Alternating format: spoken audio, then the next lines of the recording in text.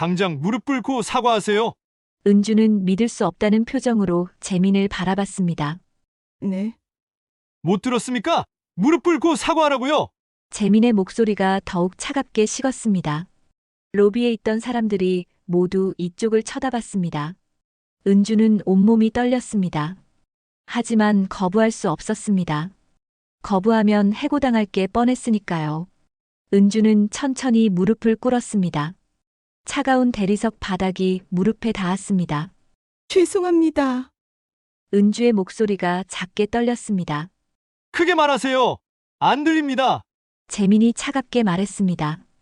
은주는 눈물을 참으며 더 큰 목소리로 말했습니다. 정말 죄송합니다.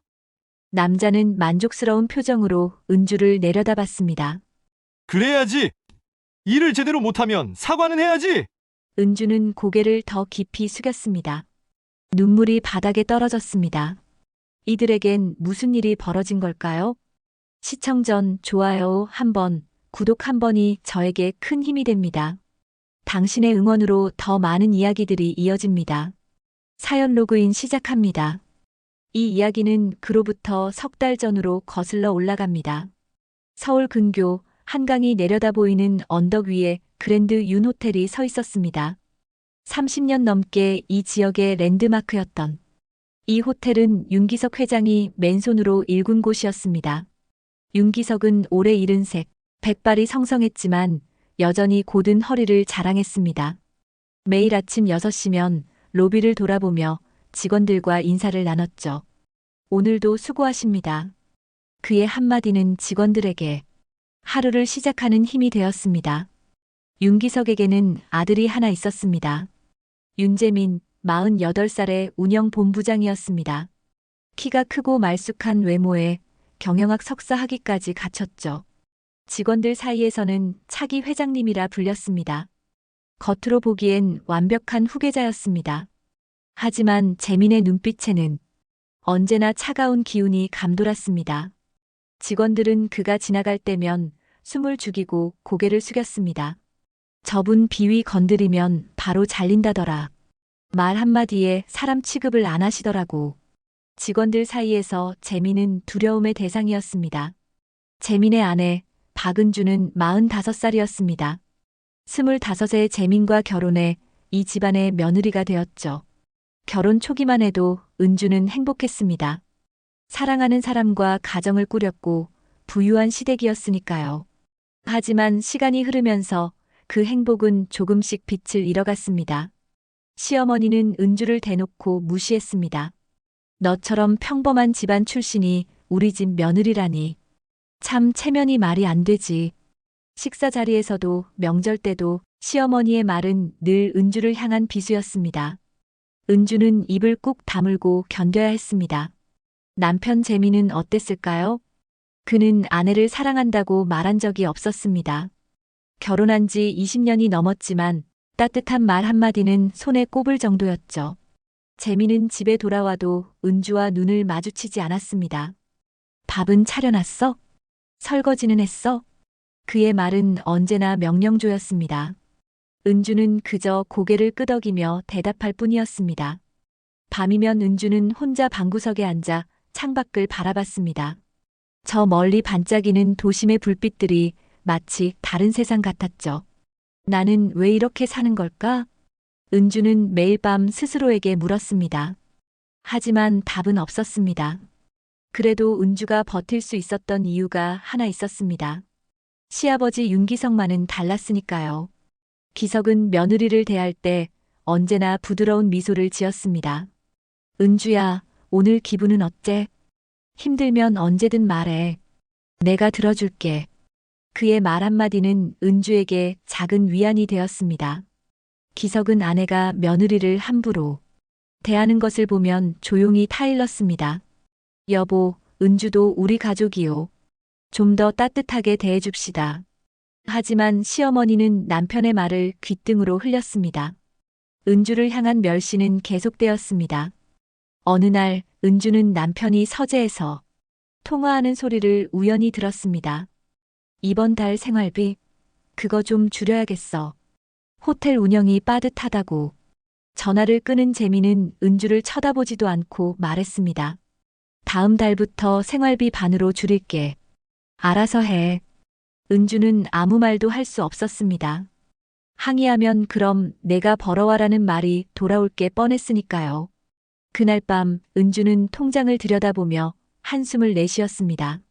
아이도 없는 살림에 생활비가 부족하다니 믿기지 않았지만 현실이었습니다. 며칠 뒤 은주는 결심했습니다. 남편 몰래 일을 해야겠다고요. 하지만 무슨 일을 할 수 있을까요? 대학을 나왔지만 결혼 후 20년 넘게 집안일만 했습니다. 경력도 없고 나이도 40을 넘었죠. 은주는 인터넷을 뒤지며 구인 광고를 살폈습니다. 그러다 한 공고가 눈에 들어왔습니다. 호텔 객실 청소 아르바이트 구함. 시급 10,000원. 오전 근무 가능자 우대. 은주는 화면을 뚫어지게 바라봤습니다. 그랜드 윤 호텔이었습니다. 남편이 일하는 바로 그 호텔이었죠. 은주는 잠시 망설였습니다. 만약 들키면 어떡하지? 하지만 다른 선택지가 없었습니다. 그녀는 떨리는 손으로 지원서를 작성했습니다. 며칠 뒤 면접 연락이 왔습니다. 은주는 모자를 깊이 눌러쓰고 호텔 직원 출입구로 향했습니다. 면접관은 중년의 여성 관리자였습니다. 경력이 없으시네요? 네, 하지만 성실하게 일하겠습니다. 은주의 간절한 눈빛을 본 관리자는 고개를 끄덕였습니다. 내일부터 나오세요. 오전 6시 출근입니다. 다음 날부터 은주의 이중 생활이 시작되었습니다. 새벽 5시에 일어나 남편의 아침을 차려놓고 서둘러 호텔로 향했습니다. 청소복으로 갈아입은 은주는 객실을 돌며 침대를 정리하고 욕실을 닦았습니다. 허리가 아팠지만 묵묵히 일했습니다. 손님들께 정직한 얼굴로 일하자. 그것이 은주의 다짐이었습니다. 동료 청소원들은 은주를 따뜻하게 대해주었습니다. 언니, 처음인데 잘하네요. 고마워요. 열심히 배울게요. 은주는 오랜만에 사람 대접을 받는 기분이었습니다. 시댁에서는 한 번도 느껴보지 못한 온기였습니다. 하지만 은주는 늘 조마조마했습니다. 혹시 남편이나 시어머니가 나타나면 어쩌나? 복도를 지날 때마다 고개를 숙이고 사람들과 눈을 마주치지 않으려 애썼습니다. 그렇게 2달이 흘렀습니다. 은주는 받은 월급을 꼭꼭 숨겨두었습니다. 이 돈으로 생활비를 보충하고 언젠가는 독립할 수 있을 거라 믿었죠. 어느 날 아침 은주는 평소처럼 객실 청소를 하고 있었습니다. 갑자기 복도 끝에서 익숙한 목소리가 들려왔습니다. 이쪽 객실 점검 좀 해봐야겠어. 은주는 온몸이 얼어붙었습니다. 그 목소리의 주인은 남편 윤재민이었습니다. 이 챕터. 은주는 재빨리 청소 카트 뒤로 몸을 숨겼습니다. 심장이 터질 듯 빠르게 뛰었습니다. 재민의 구두 소리가 복도를 따라 점점 가까워졌습니다. 2층 청소 상태 확인하고 보고서 올려. 재민이 옆에 있던 직원에게 말했습니다. 은주는 숨을 죽이고 카트에 얼굴을 묻었습니다. 모자를 더 깊이 눌렀었습니다. 재민이 은주 옆을 지나갔습니다. 단 1미터도 안 되는 거리였습니다. 은주는 숨도 쉬지 못한 채 그 자리에 굳어 있었습니다. 다행히 재민은 은주를 알아보지 못하고 지나갔습니다.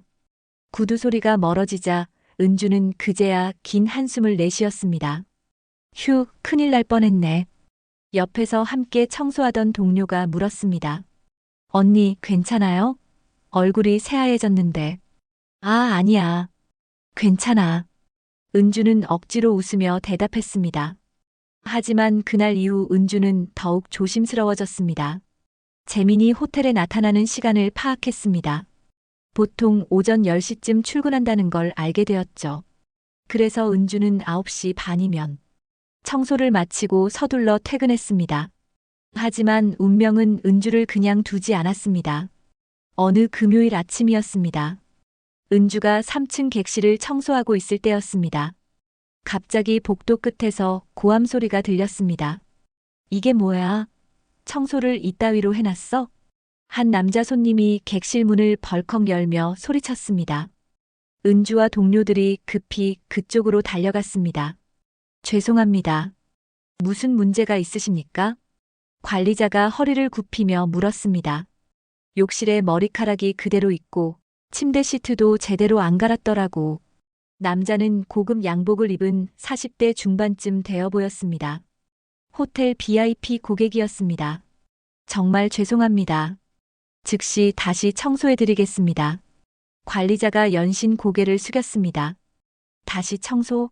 내가 지금 중요한 미팅 때문에 여기 온 건데? 남자의 목소리가 점점 커졌습니다. 은주는 뒤에서 조용히 지켜보고 있었습니다. 그 객실은 은주가 어제 청소한 곳이 아니었습니다. 다른 동료가 담당한 곳이었죠. 하지만 은주는 나서지 않았습니다. 그저 상황이 빨리 마무리되길 바랄 뿐이었습니다. 그런데 그때였습니다. 복도 끝에서 익숙한 목소리가 들렸습니다. 무슨 일입니까? 재민이었습니다. 은주는 재빨리 뒤로 물러나 벽 쪽으로 붙었습니다. 재민이 남자 손님에게 다가갔습니다. 아, 본부장님. 이 객실 청소 상태가 엉망이에요. 남자가 재민을 보고 말했습니다. 재민은 객실 안을 들여다보더니 고개를 끄덕였습니다. 정말 죄송합니다. 제가 직접 처리하겠습니다. 재민이 관리자를 돌아보며 날카로운 눈빛을 보냈습니다. 2층 청소 담당자가 누구입니까? 관리자가 떨리는 목소리로 대답했습니다. 그게 여러 명이 돌아가면서 하는데요. 여러 명? 책임자를 명확히 하라고 몇 번을 말했습니까? 재민의 목소리가 차갑게 식었습니다. 은주는 벽에 몸을 붙인 채 숨을 죽였습니다. 제발 자기 쪽으로 시선이 오지 않기를 바랐습니다. 일단 2층 청소원들 전부 로비로 내려오라고 하세요. 재민의 명령에 관리자가 고개를 숙였습니다. 알겠습니다. 은주는 다른 동료들과 함께 로비로 내려가야 했습니다. 거부할 수 없었습니다. 거부하면 오히려 더 의심받을 테니까요.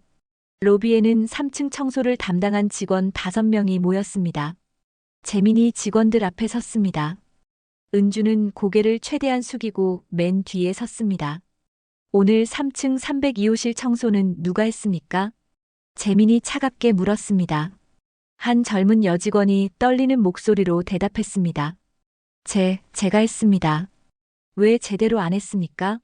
재민의 눈빛이 날카로웠습니다. 죄송합니다. 시간이 부족해서. 시간이 부족하다고 그게 변명이 됩니까? 재민이 차갑게 말했습니다. 여직원은 눈물을 글썽이며 고개를 숙였습니다. 정말 죄송합니다. 이번 주 급여에서 30만 원 삭감하겠습니다. 재민의 말에 여직원이 고개를 번쩍 들었습니다. 본부장님, 그건 너무 손님께 피해를 드렸는데 당연한 거 아닙니까? 재민은 조금의 동요도 없었습니다. 은주는 뒤에서 주먹을 꽉 쥐었습니다. 저 여직원은 혼자 2아이를 키우는 싱글맘이었습니다. 30만 원이면 한 달 생활비의 절반이었습니다. 은주는 나서고 싶었습니다. 하지만 나설 수 없었습니다. 자신이 누군지 들키면 더 큰 문제가 생길 테니까요. 은주는 그저 고개를 숙인 채 입술을 깨물었습니다. 재민이 다른 직원들을 둘러보며 말했습니다. 여러분도 명심하십시오. 다음에 이런 일 있으면 즉시 해고입니다. 직원들은 아무 말 없이 고개만 끄덕였습니다. 재민이 돌아서서 걸어갔습니다. 은주는 그제야 긴장이 풀려 한숨을 내쉬었습니다. 다행히 들키지 않았습니다. 하지만 은주의 마음은 무거웠습니다. 저 여직원의 울먹이는 얼굴이 눈에 아른거렸습니다. 그날 퇴근 후 은주는 여직원을 따로 불렀습니다. 미안해요. 제가 나서지 못해서. 여직원은 고개를 저었습니다. 언니는 왜 미안해하세요? 언니 잘못도 아닌데. 그래도 저도 같은 청소원인데 도와주지 못해서. 은주가 주머니에서 봉투를 꺼냈습니다. 이거 받아요. 많지는 않지만. 봉투 안에는 20만 원이 들어 있었습니다. 은주가 2달 동안 모은 돈의 절반이었습니다. 여직원이 눈물을 글썽이며 고개를 저었습니다. 언니, 이건 받을 수 없어요. 받아요. 아이들 먹일 거 사야죠. 은주가 여직원의 손에 봉투를 쥐어주었습니다. 여직원은 결국 눈물을 흘렸습니다. 언니, 정말 고마워요. 은주는 쓸쓸하게 웃으며 여직원의 어깨를 토닥였습니다. 그날 밤 은주는 집으로 돌아왔습니다. 재민은 거실 소파에 앉아 텔레비전을 보고 있었습니다. 밥은? 재민이 은주를 보지도 않고 물었습니다. 곧 차릴게요. 은주는 주방으로 들어가 저녁을 준비했습니다. 밥을 하면서도 오늘 있었던 일이 머릿속을 맴돌았습니다. 재민의 차가운 목소리, 여직원의 눈물, 그리고 자신의 무력함. 은주는 고개를 저으며 생각을 떨쳐냈습니다. 버텨야 해. 조금만 더 버티면 돼. 은주의 이중 생활은 석 달째 접어들었습니다. 새벽 5시 기상, 남편 아침 차리기, 호텔 청소, 집 복귀, 저녁 준비. 매일 똑같은 일상이 반복되었습니다. 하지만 은주는 불평하지 않았습니다. 적어도 자신의 손으로 번 돈이 있다는 게 위안이 되었으니까요. 어느 화요일 아침이었습니다. 은주가 2층 복도를 청소하고 있을 때였습니다. 로비에서 갑자기 웅성거리는 소리가 들렸습니다. 저분 오늘 오신대요. 진짜요? 그 유명한 재벌 회장님? 직원들이 수군거렸습니다. 은주는 별 신경 쓰지 않고 청소를 계속했습니다. 그런데 관리자가 급하게 달려왔습니다. 모두 집중하세요. 오늘 중요한 손님이 오십니다. 로비부터 객실까지 완벽하게 정돈하세요. 관리자의 목소리에 긴장감이 묻어났습니다. 은주와 동료들은 더욱 꼼꼼하게 청소를 시작했습니다. 오전 10시쯤 로비에 고급 세단 한 대가 멈췄습니다. 운전기사가 문을 열자 60대 중반의 남자가 내렸습니다. 회색 정장에 금태 안경을 낀 그는 범상치 않은 기품을 풍겼습니다. 윤기석 회장이 직접 현관까지 나와 그를 맞이했습니다. 어서 오십시오, 회장님. 오랜만이네요, 기석 회장. 두 사람은 악수를 나누며 로비로 들어왔습니다. 재민도 옆에서 공손하게 인사했습니다. 안녕하십니까? 본부장 윤재민입니다. 아, 아드님이시군요. 아버지 닮아 의젓하시네요. 손님이 재민을 보며 웃었습니다. 감사합니다. 재민이 허리를 굽혔습니다. 세 사람은 2층 귀빈실로 향했습니다. 은주는 마침 그층 복도를 청소하고 있었습니다. 세 사람이 지나갈 때 은주는 벽 쪽으로 몸을 돌렸습니다. 하지만 재민이 지나가며 은주를 힐끗 쳐다봤습니다. 은주는 심장이 철렁 내려앉았습니다. 혹시 알아본 걸까? 다행히 재민은 그냥 지나갔습니다. 은주는 가슴을 쓸어내리며 청소를 계속했습니다. 1시간쯤 지났을까요? 귀빈실 문이 열리며 세 사람이 나왔습니다. 좋은 시간이었습니다.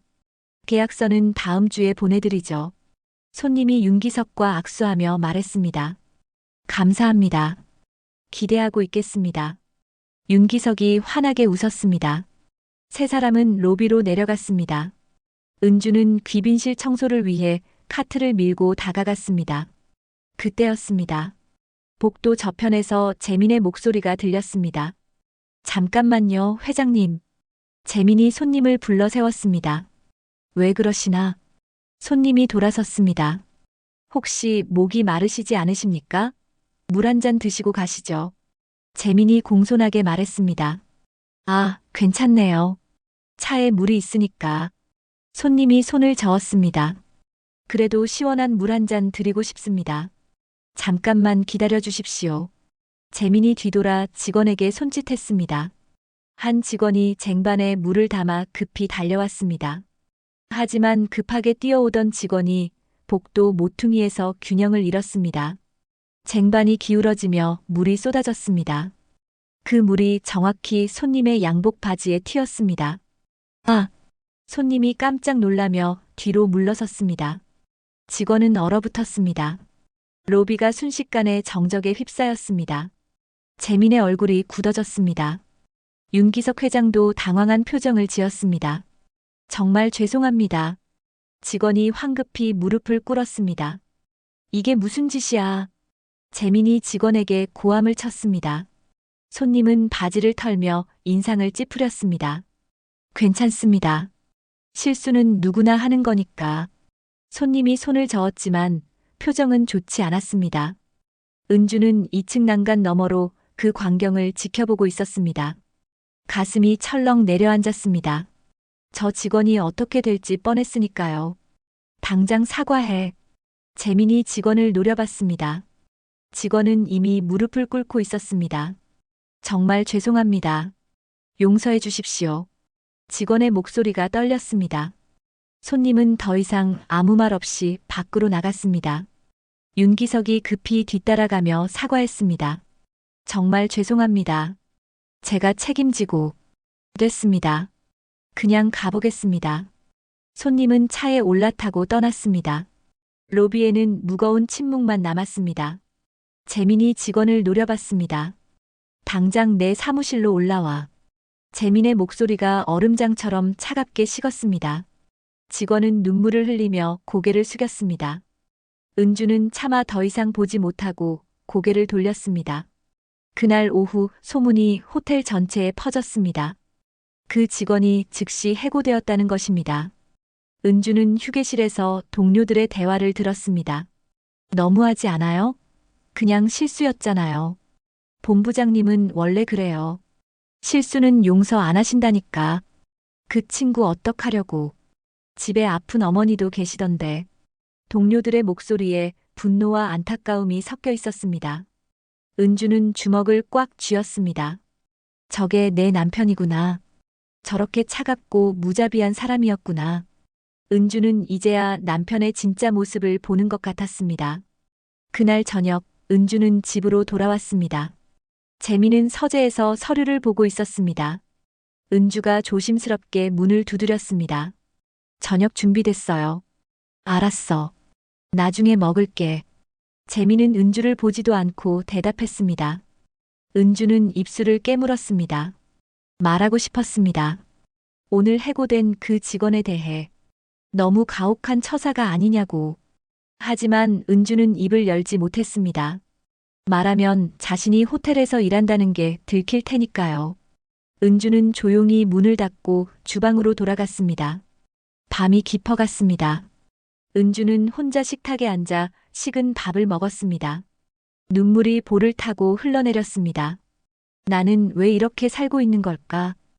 은주는 스스로에게 물었습니다. 하지만 답은 여전히 없었습니다. 그저 내일도 새벽 5시에 일어나 똑같은 하루를 반복해야 한다는 것만 알 뿐이었습니다. 4챕터. 다음 날도 그 다음 날도 은주의 일상은 계속되었습니다. 하지만 무언가 달라진 게 있었습니다. 은주의 눈빛에서 두려움 대신 단단함이 생겨나기 시작했습니다. 더 이상 무너지지 않겠어. 은주는 매일 아침 거울을 보며 스스로에게 다짐했습니다. 어느 금요일 오후였습니다. 은주가 1층 로비 화장실을 청소하고 있을 때였습니다. 밖에서 갑자기 고함 소리가 들렸습니다. 이게 뭐야? 이게 서비스라고? 은주는 청소 도구를 내려놓고 밖으로 나갔습니다. 로비 한가운데 한 남자가 서 있었습니다. 50대 초반쯤 되어 보이는 그는 명품 시계를 차고 있었습니다.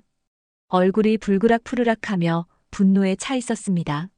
진정하십시오, 손님. 프런트 직원이 당황한 표정으로 말했습니다. 진정? 내가 왜 진정해야 돼? 남자가 더 큰 소리로 외쳤습니다. 객실의 수건도 제대로 안 갖춰놓고 청소도 엉망이더라고. 은주는 뒤에서 상황을 지켜봤습니다. 그 객실은 은주가 오늘 아침 청소한 곳이었습니다. 분명히 수건도 제대로 놓았고 꼼꼼하게 청소했었습니다. 정말 죄송합니다. 바로 확인하겠습니다. 프런트 직원이 연신 고개를 숙였습니다. 확인은 무슨? 당장 책임자 불러. 남자의 목소리가 로비 전체에 울려 퍼졌습니다. 다른 투숙객들이 힐끗힐끗 쳐다봤습니다. 은주는 주먹을 꽉 쥐었습니다. 뭔가 이상했습니다. 분명히 제대로 청소했는데 왜 저러는 걸까? 그때 엘리베이터 문이 열리며 재민이 내려왔습니다. 무슨 일입니까? 재민이 남자에게 다가갔습니다. 아, 본부장님. 이 호텔 관리가 엉망이더군요. 남자가 재민을 보더니 태도가 조금 부드러워졌습니다. 죄송합니다. 제가 직접 확인하겠습니다. 재민이 공손하게 고개를 숙였습니다. 그래요. 확인이나 똑바로 하세요. 남자가 팔짱을 끼고 기다렸습니다. 재민이 프런트 직원에게 물었습니다. 몇 호실입니까? 1층 115호실입니다. 직원이 떨리는 목소리로 대답했습니다. 재민의 눈빛이 날카로워졌습니다. 누가 그 객실 청소했습니까? 관리자가 황급히 명단을 확인했습니다. 박은주 씨입니다. 은주는 심장이 멎는 줄 알았습니다. 재민이 천천히 고개를 돌렸습니다. 박은주가 누구입니까? 관리자가 로비를 둘러봤습니다. 은주는 벽 쪽에 몸을 숨기려 했습니다. 하지만 이미 늦었습니다. 저기 있습니다. 관리자가 은주를 가리켰습니다. 이리 오세요. 재민이 차갑게 말했습니다. 은주는 천천히 앞으로 걸어 나갔습니다. 고개를 최대한 숙인 채였습니다. 모자를 더 깊이 눌렀었습니다. 당신이 115호실 청소했습니까? 재민이 물었습니다. 은주는 고개를 끄덕였습니다. 네. 목소리가 떨렸습니다. 제대로 했습니까? 재민의 목소리에 날이 서 있었습니다. 네, 분명히 제대로. 은주가 대답하려는데 남자가 끼어들었습니다. 제대로? 수건도 없고 청소도 엉망인데? 남자가 코웃음을 쳤습니다. 은주는 고개를 들어 남자를 바라봤습니다. 손님, 제가 분명히 수건을 3장 놓았습니다. 뭐, 지금 나보고 거짓말한다는 거야? 남자의 얼굴이 더욱 붉어졌습니다. 그게 아니라, 은주가 말을 이으려는데 재민이 차갑게 끼어들었습니다. 닥치세요. 은주는 입을 다물었습니다. 재민이 남자에게 고개를 숙였습니다. 정말 죄송합니다. 제가 책임지겠습니다. 책임? 말로만 하지 말고 제대로 해요. 남자가 팔짱을 낀 채 말했습니다. 재민이 은주를 돌아봤습니다. 당장 무릎 꿇고 사과하세요. 은주는 믿을 수 없다는 표정으로 재민을 바라봤습니다. 네. 못 들었습니까? 무릎 꿇고 사과하라고요. 재민의 목소리가 더욱 차갑게 식었습니다. 로비에 있던 사람들이 모두 이쪽을 쳐다봤습니다. 은주는 온몸이 떨렸습니다. 하지만 거부할 수 없었습니다. 거부하면 해고당할 게 뻔했으니까요. 은주는 천천히 무릎을 꿇었습니다. 차가운 대리석 바닥이 무릎에 닿았습니다. 죄송합니다. 은주의 목소리가 작게 떨렸습니다. 크게 말하세요. 안 들립니다. 재민이 차갑게 말했습니다. 은주는 눈물을 참으며 더 큰 목소리로 말했습니다. 정말 죄송합니다. 남자는 만족스러운 표정으로 은주를 내려다봤습니다. 그래야지. 일을 제대로 못하면 사과는 해야지. 은주는 고개를 더 깊이 숙였습니다. 눈물이 바닥에 떨어졌습니다. 20년 동안 며느리로 살면서도 참았던 눈물이었습니다. 그때였습니다. 엘리베이터 문이 열리며 누군가 내려왔습니다. 이게 무슨 일입니까? 로비 전체에 울려 퍼지는 낮고 단호한 목소리였습니다. 은주는 고개를 들었습니다. 그곳에는 윤기석 회장이 서 있었습니다. 기석의 얼굴은 굳어 있었습니다. 눈빛은 분노로 이글거렸습니다. 아버지. 재민이 당황한 표정으로 기석을 바라봤습니다. 기석은 재민을 쳐다보지도 않았습니다. 그의 시선은 무릎 꿇은 은주에게 고정되어 있었습니다. 지금 누구를 무릎 꿇리고 있습니까? 기석의 목소리가 로비를 가득 채웠습니다. 재민이 입을 열었습니다. 아버지, 이건 업무상. 업무상? 사람을 무릎 꿇린 게 업무입니까? 기석이 재민을 향해 한 걸음 다가갔습니다. 재민은 말문이 막혔습니다. 기석이 은주에게 다가가 손을 내밀었습니다. 일어나세요. 은주는 떨리는 손으로 기석의 손을 잡았습니다. 기석이 은주를 일으켜 세웠습니다. 그리고 은주의 모자를 벗겼습니다. 은주의 얼굴이 드러났습니다. 기석의 눈이 커졌습니다. 은주야. 기석의 목소리가 떨렸습니다. 재민도 은주의 얼굴을 보고 얼어붙었습니다. 당신, 왜 여기에? 재민의 얼굴이 창백해졌습니다. 로비는 숙연한 침묵에 휩싸였습니다. 기석은 천천히 재민을 돌아봤습니다. 그의 눈에서 눈물이 흘러내렸습니다. 내가 내 아내를 무릎 꿇렸구나. 기석의 목소리는 차갑고도 슬펐습니다. 로비의 시간이 멈춘 듯 했습니다. 기석은 여전히 재민을 노려보고 있었습니다. 재민은 입술을 떨며 아무 말도 하지 못했습니다. 은주는 그 자리에 서서 고개를 숙였습니다. 아버지, 이건... 재민이 겨우 입을 열었습니다. 닥치세요. 기석의 한마디에 재민은 다시 입을 다물었습니다. 기석이 남자 손님을 돌아봤습니다. 손님, 무슨 일이 있었는지 제게 말씀해 주시겠습니까?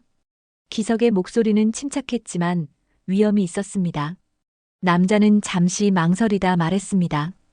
객실 청소 상태가 영 아니더군요. 수건도 없고. 수건이 없었습니까? 기석이 조용히 물었습니다. 네, 그래서 항의한 겁니다. 남자가 고개를 끄덕였습니다. 기석은 프런트 직원을 불렀습니다. 지금 당장 115호실 확인해 보세요. 네, 회장님. 직원이 황급히 달려갔습니다. 기석은 남자를 바라봤습니다. 잠시만 기다려 주시겠습니까? 남자는 불편한 표정으로 고개를 끄덕였습니다. 5분쯤 지났을까요? 프런트 직원이 달려왔습니다. 회장님, 객실에 수건이 3장 있었습니다. 뭐라고? 남자의 얼굴이 굳었습니다. 욕실 선반 안쪽에 있었습니다. 잘 보이지 않는 곳이었습니다. 직원이 조심스럽게 말했습니다. 기석은 남자를 조용히 바라봤습니다. 손님, 수건이 있었다고 합니다. 남자는 당황한 표정으로 변명했습니다. 그건 제가 못 봤을 뿐이고. 못 보셨군요. 기석의 목소리에는 감정이 없었습니다. 하지만 청소가 엉망이었던 건 사실입니다. 남자가 목소리를 높였습니다. 기석은 고개를 끄덕였습니다. 그렇다면 CCTV를 확인해 봐야겠군요. CCTV요? 남자의 얼굴이 더욱 굳어졌습니다. 네, 복도와 객실 입구에 카메라가 있습니다. 기석이 차분하게 말했습니다. 청소 상태와 손님께서 객실에 들어가신 시각을 확인할 수 있습니다. 남자는 입술을 달싹였습니다. 그럴 필요까지야. 필요합니다. 제 직원이 무릎까지 꿇었으니까요. 기석의 목소리가 단호했습니다. 재민이 옆에서 조심스럽게 말했습니다. 아버지, 그냥 넘어가시죠. 넘어간다고? 기석이 재민을 쏘아봤습니다. 내 아내가 무릎 꿇었는데 넘어가라고? 재민은 얼굴이 하얗게 질렸습니다. 기석은 경비팀장을 불렀습니다. 지금 당장 CCTV 영상 가져오세요. 네, 회장님. 경비팀장이 급히 사라졌습니다. 남자는 초조한 표정으로 시계를 쳐다봤습니다. 저는 급한 일이 있어서 잠깐만 기다려 주십시오. 기석이 남자의 앞을 막아섰습니다. 10분 후 경비팀장이 노트북을 들고 왔습니다. 회장님, 영상 준비됐습니다. 기석은 노트북 화면을 켰습니다. 화면에는 은주가 115호실을 청소하는 모습이 나왔습니다. 은주는 꼼꼼하게 바닥을 닦았습니다. 욕실도 깨끗이 청소했습니다. 수건 3장을 선반에 가지런히 놓았습니다. 침대 시트도 새 것으로 갈았습니다. 모든 과정이 카메라에 담겨 있었습니다. 기석이 남자를 바라봤습니다. 보시다시피 완벽하게 청소했습니다. 남자는 아무 말도 하지 못했습니다. 기석은 영상을 계속 돌렸습니다. 은주가 청소를 마치고 나간 뒤였습니다. 1시간 후 남자가 객실로 들어갔습니다. 그리고 20분 만에 다시 나왔습니다. 로비로 내려와 고함을 쳤습니다. 모든 것이 영상에 담겨 있었습니다. 기석이 조용히 말했습니다. 손님, 뭔가 오해가 있으셨던 것 같습니다. 남자는 얼굴이 붉어졌습니다. 그건 20분 만에 객실에서 나오셨는데 청소 상태를 확인하셨습니까? 기석의 질문에 남자는 대답하지 못했습니다. 로비에 있던 사람들이 수군거렸습니다. 저 손님이 트집 잡은 거 아니야? 그러게요. 영상에 다 나오잖아요. 남자는 더 이상 버티지 못하고 말했습니다. 알겠습니다. 제가 실수했습니다. 실수라고요? 기석의 목소리가 차갑게 식었습니다. 제 직원을 무릎 꿇게 한 게 실수입니까? 남자는 고개를 돌렸습니다. 기석은 한 걸음 다가갔습니다. 손님, 저희 호텔에서는 더 이상 투숙하실 수 없습니다. 뭐라고요? 남자가 눈을 크게 떴습니다. 퇴실해 주시기 바랍니다. 환불은 전액해드리겠습니다. 기석의 말에 남자는 할 말을 잃었습니다. 이게 무슨... 그리고 앞으로 저희 호텔 블랙리스트에 올리겠습니다. 기석이 단호하게 말했습니다. 남자는 분한 표정으로 로비를 나갔습니다. 로비는 다시 정적에 휩싸였습니다. 기석은 천천히 재민을 돌아봤습니다. 내 사무실로 올라오세요. 네, 아버지. 재민이 고개를 숙였습니다. 기석은 은주를 바라봤습니다. 은주야, 너도 같이 가자. 은주는 망설였습니다. 회장님, 저는 부탁이다. 같이 가주겠니? 기석의 목소리가 부드러웠습니다. 은주는 고개를 끄덕였습니다.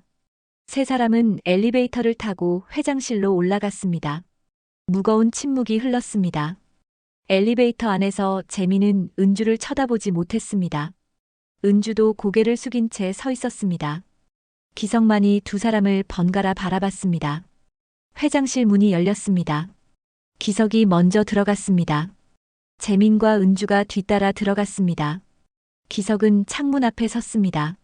한강이 내려다 보였습니다. 재민아. 기석이 창밖을 보며 말했습니다. 네, 아버지.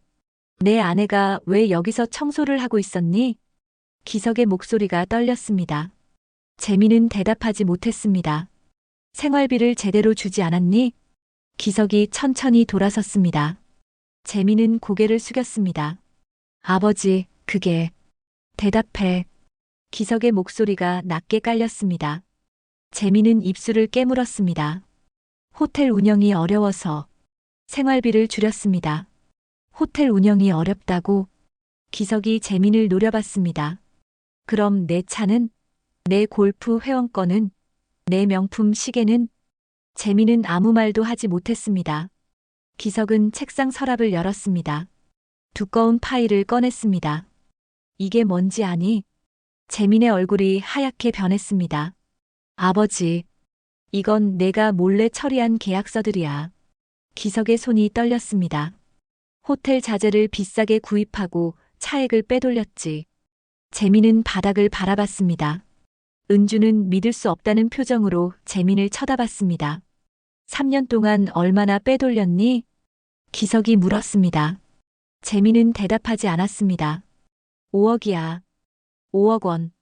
기석의 목소리가 떨렸습니다. 은주는 그 자리에서 주저앉을 뻔했습니다. 6챕터. 회장실은 무거운 침묵에 잠겼습니다. 기석은 파일을 책상 위에 던졌습니다. 서류들이 바닥에 흩어졌습니다. 10억 원을 빼돌리고도 아내한테는 생활비를 줄였어? 기석의 목소리가 떨렸습니다. 재민은 고개를 들지 못했습니다. 은주는 벽에 기대어 서 있었습니다. 다리에 힘이 풀려 서 있기도 힘들었습니다. 대답해라. 재민아. 기석이 한 걸음 다가갔습니다. 죄송합니다. 재민의 목소리가 작게 떨렸습니다. 죄송하다고? 그게 다야? 기석이 주먹을 쥐었습니다. 그 돈으로 뭘 했니? 말해봐. 재민은 입술을 깨물었습니다. 투자를 했습니다. 투자? 무슨 투자? 기석이 눈을 가늘게 떴습니다. 부동산, 주식. 재민의 목소리가 점점 작아졌습니다. 그래서 남은 게 얼마나 되니? 기석이 차갑게 물었습니다. 재민은 대답하지 못했습니다. 말해. 기석이 책상을 쳤습니다. 나 잃었습니다. 재민의 목소리가 떨렸습니다. 기석은 비틀거리며 의자에 주저앉았습니다. 10억을 다 잃었다고. 기석이 고개를 떨구었습니다. 은주는 눈물을 흘렸습니다. 20년을 함께 산 남편이었습니다. 하지만 지금 눈앞에 이 사람이 낯설었습니다. 기석은 천천히 고개를 들었습니다. 재민아, 내가 언제부터 이렇게 됐니? 기석의 목소리에 슬픔이 묻어났습니다. 내가 너를 잘못 키웠구나. 아버지. 재민이 고개를 들었습니다. 내 어머니가 며느리를 무시할 때 내가 막았어야 했어. 기석이 눈물을 닦았습니다. 내가 직원들을 함부로 대할 때 더 강하게 말렸어야 했어. 기석의 목소리가 떨렸습니다. 이게 다 내 잘못이야. 아버지, 제 잘못입니다. 재민이 무릎을 꿇었습니다. 일어나. 기석이 차갑게 말했습니다. 아버지, 일어나라고 했어. 기석의 고함에 재민이 일어섰습니다. 기석은 책상 서랍에서 봉투 하나를 꺼냈습니다. 이게 뭔지 아니? 재민은 봉투를 바라봤습니다. 오늘 아침 검찰에서 온 거야. 기석이 봉투를 열었습니다. 내 비리를 조사하겠다는 통보서야. 재민의 얼굴이 창백해졌습니다. 누가 신고를? 내가 했어. 기석이 조용히 말했습니다. 재민은 믿을 수 없다는 표정으로 아버지를 바라봤습니다. 아버지가 저를 내가 저지른 일을 덮을 수 없었어. 기석이 고개를 저었습니다. 이건 내 호텔이고 직원들의 삶이 걸린 곳이야. 10억 원이면 직원 200명이 1년간 받을 급여야. 기석의 목소리가 떨렸습니다. 그 돈을 내 욕심으로 날려버렸어. 재민은 그 자리에 주저앉았습니다. 아버지, 제발. 내 아내가 무릎 꿇을 때는 제발이라는 말 안 했잖아. 기석의 목소리가 차갑게 식었습니다. 은주는 벽에 기댄 채 눈물을 흘렸습니다. 기석이 은주를 바라봤습니다. 은주야, 미안하다. 기석이 은주에게 다가갔습니다. 회장님. 은주가 고개를 저었습니다. 내가 내 고생을 몰랐구나. 기석의 목소리가 떨렸습니다. 아닙니다. 회장님 잘못이 아닙니다. 은주가 눈물을 닦았습니다. 내가 이 호텔에서 청소를 하고 있었다니. 기석이 눈을 감았습니다. 며느리가 몰래 일해야 할 만큼 생활비가 없었다니. 기석의 눈에서 눈물이 흘렀습니다. 회장님 괜찮습니다. 저는 괜찮습니다. 은주가 기석의 손을 잡았습니다. 아니야, 괜찮지 않아. 기석이 은주의 손을 꽉 쥐었습니다. 내가 무릎 꿇는 모습을 봤을 때 내 심장이 찢어지는 것 같았어. 기석의 목소리가 흔들렸습니다. 재민은 바닥에 주저앉아 고개를 숙였습니다. 내일 기자회견을 열겠어. 기석이 창문 밖을 바라보며 말했습니다. 아버지, 그건. 재민이 고개를 들었습니다. 모든 걸 밝히겠어. 내 비리도 내 불찰도. 기석이 돌아섰습니다. 그리고 회장직에서 물러나겠어. 아버지. 재민이 소리쳤습니다. 10억 원이라는 거금을 빼돌린 아들을 둔 책임을 져야 해. 기석의 목소리가 단호했습니다. 내 죄를 내가 대신 짊어지는 게 아니야. 기석이 재민을 바라봤습니다. 내 잘못은 내가 책임져야 해. 하지만 회장으로서, 아버지로서 내 책임도 있어. 재민은 아무 말도 하지 못했습니다. 기석이 은주를 바라봤습니다. 은주야, 오늘부터 청소 일은 하지 마. 회장님, 내가 필요한 건 뭐든 말해. 내가 다 책임질게. 기석의 목소리가 부드러워졌습니다. 아닙니다. 저는 괜찮습니다. 은주가 고개를 저었습니다. 은주야. 기석이 은주의 어깨에 손을 얹었습니다. 회장님, 저는 이제 혼자 살아갈 수 있어요. 은주가 고개를 들었습니다. 이 집을 떠날 거예요. 은주의 목소리가 단호했습니다. 재민이 고개를 들었습니다. 당신, 이제 끝이에요. 은주가 재민을 바라봤습니다. 20년 동안 참았어요. 시어머니의 무시도, 당신의 냉대도. 은주의 눈에서 눈물이 흘렀습니다. 하지만 오늘, 무릎을 꿇었을 때 깨달았어요. 은주가 눈물을 닦았습니다. 이렇게는 못 살겠다고. 재민은 아무 말도 하지 못했습니다. 은주가 기석에게 고개를 숙였습니다. 회장님, 그동안 감사했습니다. 은주야. 기석의 목소리가 떨렸습니다. 회장님은 제게 유일한 위로였어요. 은주가 눈물을 흘렸습니다. 고마웠습니다. 은주는 회장실 문을 열고 나갔습니다. 기석은 문을 바라보며 눈물을 흘렸습니다. 재민은 바닥에 주저앉아 고개를 떨구었습니다. 회장실에는 무거운 침묵만 남았습니다. 그날 밤 기석은 혼자 호텔을 걸었습니다. 30년 동안 일군 이 호텔이었습니다. 하지만 이제 모든 게 무너지고 있었습니다. 아들의 10억 원 비리, 며느리의 고통, 그리고 자신의 불찰. 기석은 로비 소파에 앉았습니다. 내가 무엇을 잘못한 걸까? 기석은 스스로에게 물었습니다. 하지만 답은 명확했습니다. 자신이 아들을 제대로 가르치지 못했습니다. 돈과 지위만 물려주려 했지 사람됨을 가르치지 못했습니다. 기석은 고개를 떨구었습니다. 내일은 모든 걸 밝혀야지. 기석은 결심했습니다. 아들의 죄를 세상에 알리는 것, 그리고 회장으로서 자신의 책임을 지는 것. 그것이 기석이 할 수 있는 마지막 일이었습니다. 다음 날 아침 그랜드 윤 호텔 대연회장은 사람들로 가득 찼습니다. 기자들이 카메라를 설치하고 있었습니다. 직원들도 하나둘씩 모여들었습니다. 무슨 일로 기자회견을 여는 거래? 글쎄, 갑자기 소집 문자가 왔는데. 직원들이 수군거렸습니다.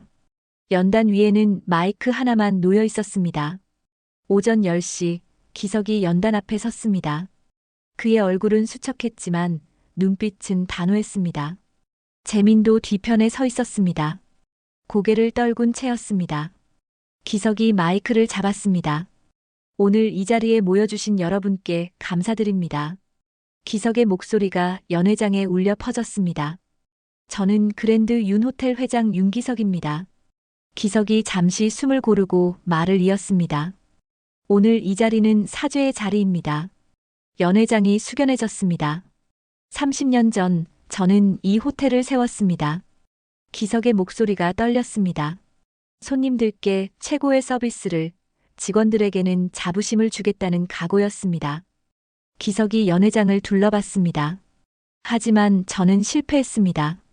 기자들이 카메라 셔터를 눌렀습니다. 제 아들 윤재민이 이 호텔의 이름을 더럽혔습니다. 기석의 목소리가 높아졌습니다. 재민은 고개를 더 깊이 숙였습니다. 3년 동안 10억 원을 횡령했습니다. 연회장이 술렁거렸습니다. 10억 원? 믿을 수 없어. 사람들의 목소리가 터져나왔습니다. 기석은 눈을 감았다가 다시 떴습니다. 호텔 자재 구입 과정에서 가격을 부풀렸습니다. 기석이 손에 들고 있던 서류를 들어 올렸습니다. 그리고 그 차액을 개인 계좌로 빼돌렸습니다. 기석의 손이 떨렸습니다. 그 돈으로 투자를 했고 모두 잃었다고 합니다. 기석의 목소리가 흔들렸습니다. 기자들이 연신 질문을 던졌습니다. 회장님, 그 사실을 언제 아셨습니까? 왜 지금 밝히시는 겁니까? 기석은 손을 들어 조용히 하라는 신호를 보냈습니다. 제가 이 사실을 안 건 일주일 전입니다. 기석이 차분하게 말했습니다. 감사 과정에서 이상한 점을 발견했고 조사를 했습니다. 기석이 재민을 바라봤습니다. 그리고 제 아들의 범죄를 확인했습니다. 재민은 여전히 고개를 숙이고 있었습니다. 하지만 이건 단순히 제 아들만의 잘못이 아닙니다.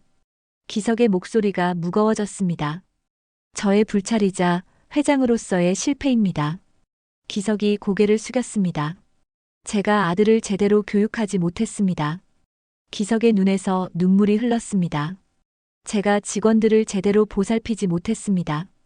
기석의 목소리가 떨렸습니다. 연회장이 정적에 휩싸였습니다. 기석이 고개를 들었습니다. 그리고 제일 용서받을 수 없는 일이 하나 더 있습니다. 기석이 눈물을 닦았습니다. 제 며느리가 이 호텔에서 청소원으로 일하고 있었습니다. 사람들이 놀라 술렁거렸습니다. 며느리가요? 회장님 며느리가 청소원? 기석은 눈을 감았습니다. 생활비가 부족해서 몰래 일을 해야 했다고 합니다. 기석의 목소리가 흔들렸습니다.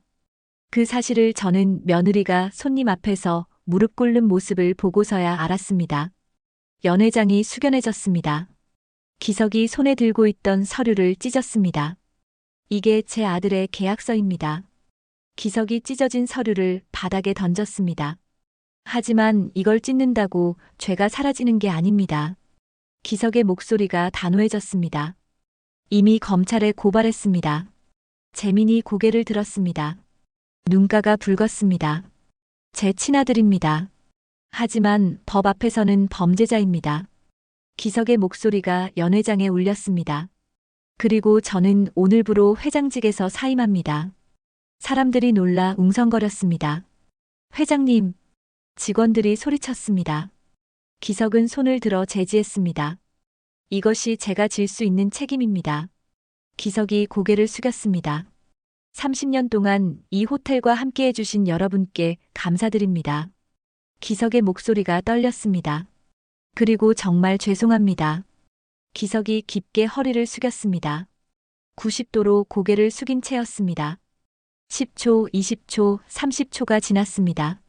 기석은 여전히 고개를 숙이고 있었습니다. 연회장 뒤편에서 박수 소리가 들렸습니다. 한 직원이 박수를 치기 시작했습니다. 그 박수는 점점 커졌습니다. 다른 직원들도 하나둘씩 박수를 쳤습니다. 연회장 전체가 박수 소리로 가득 찼습니다. 기석은 천천히 고개를 들었습니다. 눈물이 볼을 타고 흘렀습니다.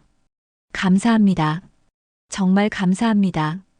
기석의 목소리가 흔들렸습니다. 연단에서 내려온 기석은 재민에게 다가갔습니다. 재민아. 기석이 재민을 바라봤습니다. 아버지. 재민의 목소리가 떨렸습니다. 이제 내 죄를 내가 짊어져야 해. 기석이 재민의 어깨에 손을 얹었습니다. 내가 선택한 길이야. 끝까지 책임져라. 재민은 눈물을 흘렸습니다. 죄송합니다. 정말 죄송합니다. 재민이 아버지 앞에 무릎을 꿇었습니다. 기석은 재민을 내려다봤습니다. 일어나. 이제 무릎 꿇어도 소용없어. 기석의 목소리가 차갑게 식었습니다. 재민은 고개를 숙인 채 일어섰습니다. 그날 오후 재민은 검찰에 소환되었습니다. 기석은 호텔 로비에서 그 모습을 지켜봤습니다. 재민이 수갑을 찬 채 경찰차에 올라탔습니다. 기석의 눈에서 눈물이 흘렀습니다. 미안하다, 재민아. 기석이 작게 중얼거렸습니다. 아버지로서 너를 제대로 키우지 못해서. 기석은 고개를 떨구었습니다. 저녁 무렵 기석은 혼자 회장실을 정리했습니다. 30년 동안 사용했던 책상이었습니다. 사진 액자들을 하나씩 내렸습니다. 호텔 개업 사진, 직원들과 찍은 사진, 가족 사진.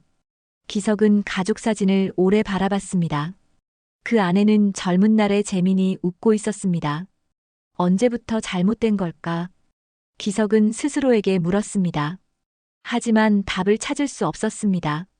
기석은 사진을 상자에 담았습니다. 그리고 회장실 문을 마지막으로 바라봤습니다. 안녕. 기석이 작게 말했습니다. 그리고 불을 끄고 문을 닫았습니다. 석 달이 흐른 봄날이었습니다. 서울 강남의 작은 골목길에 새로운 카페가 문을 열었습니다. 간판에는 사람이라는 글자가 소박하게 새겨져 있었습니다. 카페 안은 따뜻한 나무 인테리어로 꾸며져 있었습니다.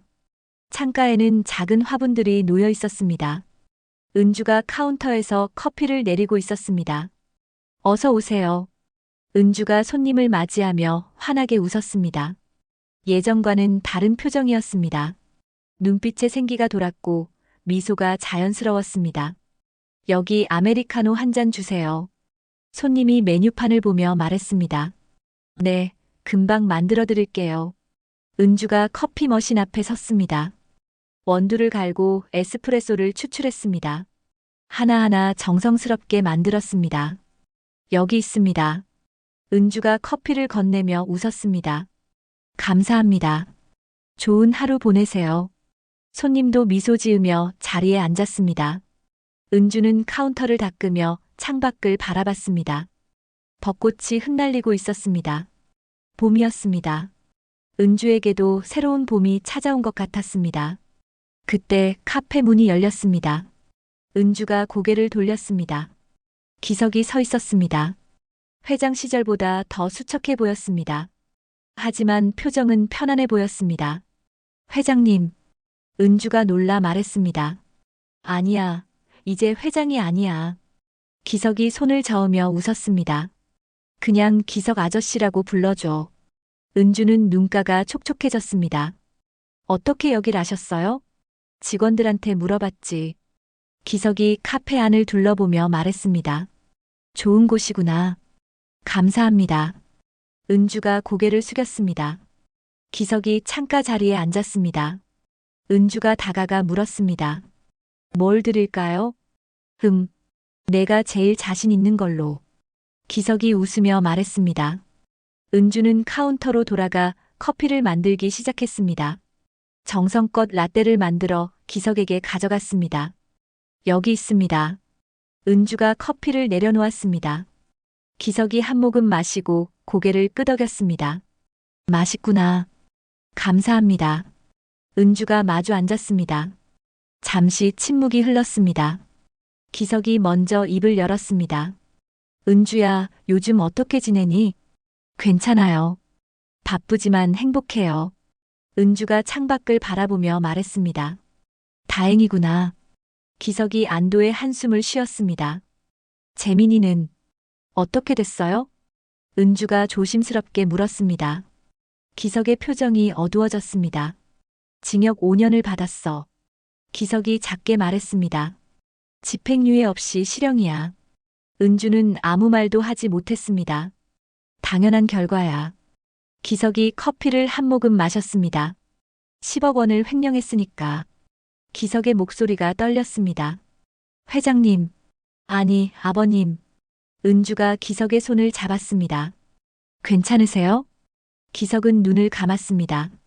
괜찮을 리가 없지. 기석이 눈물을 닦았습니다. 내 아들이 감옥에 있는데. 은주도 눈물을 흘렸습니다. 하지만 이게 맞는 거야. 기석이 고개를 들었습니다. 재민이가 책임을 져야 해. 기석의 목소리가 단호했습니다. 그래야 다시 시작할 수 있어. 은주는 고개를 끄덕였습니다. 기석이 은주를 바라봤습니다. 은주야, 그날 내가 널 무릎에서 일으킨 거 기억하니? 네, 기억해요. 은주가 고개를 끄덕였습니다. 그날 내 심장이 찢어지는 줄 알았어. 기석의 목소리가 떨렸습니다. 내 며느리가, 내 가족이 손님 앞에서 무릎을 꿇고 있더라고. 기석의 눈에서 눈물이 흘렀습니다. 그 순간 깨달았어. 내가 얼마나 큰 잘못을 했는지. 은주는 기석의 손을 꽉 잡았습니다. 아버님 잘못이 아니에요. 아니야, 내 잘못이야. 기석이 고개를 저었습니다. 내가 재민이를 제대로 가르치지 못했어. 기석이 창밖을 바라봤습니다. 돈과 지위만 물려주려고 했지, 사람됨을 가르치지 못했어. 기석의 목소리가 흔들렸습니다. 그게 내 가장 큰 실패야. 은주는 눈물을 닦았습니다. 하지만 아버님은 제게 큰 가르침을 주셨어요. 은주가 기석을 바라봤습니다. 그날 아버님이 무릎 꿇으신 거요. 기석이 고개를 들었습니다.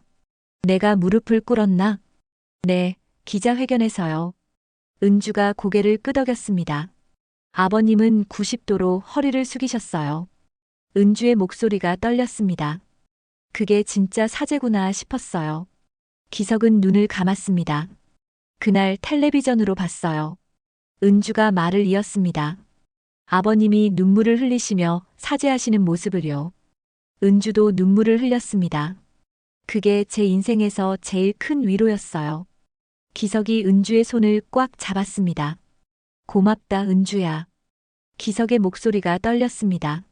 내가 그렇게 생각해줘서. 두 사람은 한참 동안 아무 말 없이 앉아 있었습니다. 창밖으로 벚꽃이 흩날렸습니다. 기석이 커피를 다 마시고 일어섰습니다. 이제 가봐야겠구나. 벌써요? 은주가 아쉬운 표호로 물었습니다. 응, 요즘 봉사활동을 하고 있거든. 기석이 웃으며 말했습니다. 봉사활동이요? 노숙자 급식소에서 일해. 기석이 창밖을 바라보며 말했습니다. 사람들을 섬기는 게 뭔지 이제야 배우고 있어. 은주는 기석을 따뜻하게 바라봤습니다. 아버님, 자주 오세요. 그래, 자주 올게. 기석이 문 앞에 서서 돌아봤습니다. 은주야, 행복해야 한다. 네, 아버님도요. 은주가 웃으며 손을 흔들었습니다. 기석이 카페를 나갔습니다. 은주는 창가에 서서 기석의 뒷모습을 바라봤습니다. 기석의 걸음은 느렸지만 단단해 보였습니다. 은주는 카운터로 돌아가 다시 일을 시작했습니다. 손님들이 하나둘 들어왔습니다. 어서 오세요. 은주의 목소리가 카페에 울렸습니다. 그날 저녁 은주는 카페 문을 닫고 창밖을 바라봤습니다. 별이 하나둘 떠올랐습니다. 은주는 가슴에 손을 얹었습니다. 고마워요, 아버님. 은주가 작게 중얼거렸습니다. 무릎 꿇은 여인을 대신해 무릎 꿇어주셔서. 은주의 눈에서 눈물이 흘렀습니다. 하지만 그 눈물은 슬픔이 아니었습니다. 감사였습니다. 그리고 새로운 시작에 대한 다짐이었습니다. 은주는 카페 불을 끄고 밖으로 나왔습니다. 봄바람이 볼을 스쳤습니다. 은주는 하늘을 올려다봤습니다. 별들이 반짝이고 있었습니다. 이제 시작이야. 은주가 작게 말했습니다. 그리고 집으로 향하는 길을 걸었습니다. 그 뒷모습은 더 이상 외롭지 않았습니다. 단단하고 당당했습니다. 무릎 꿇었던 여인은 이제 스스로 일어섰습니다. 그리고 그 옆에는 무릎 꿇으며 사죄한 아버지가 있었습니다. 두 사람은 서로에게 위로였고 힘이었습니다. 봄날의 저녁 두 사람의 새로운 시작이 조용히 펼쳐지고 있었습니다. 항상 좋은 사연으로 찾아뵐 수 있도록 노력하겠습니다. 좋아요와 구독 꾹 눌러주시면 큰 힘이 됩니다. 오늘의 이야기를 끝까지 시청해주셔서 감사합니다.